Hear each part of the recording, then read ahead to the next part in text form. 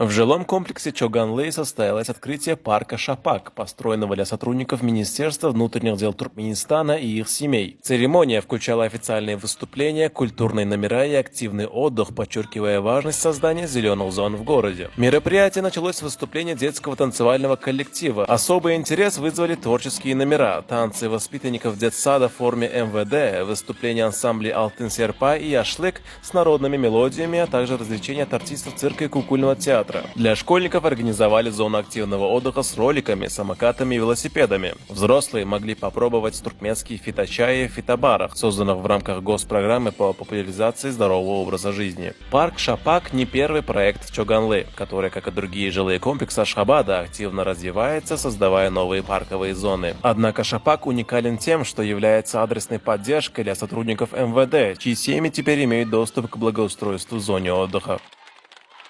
Qarasız Bakı taraf Türkmenistan'ın payitahtı Aşgabat şəhəri, vatanımızın yüreği. Aşgabat dünyanın iqtisaddan ötən medeni, yuqarı dərəcəli, ən gözəl şəhərlərinin biri. Aşgabatın keşfində diňe bir təbiatın dürlü gözəlliklərdən, eýsem döwürler hem bir keşfe girýär. Aşgabatın keşfi vatançylyk töýgüsiniň janly keşfidir.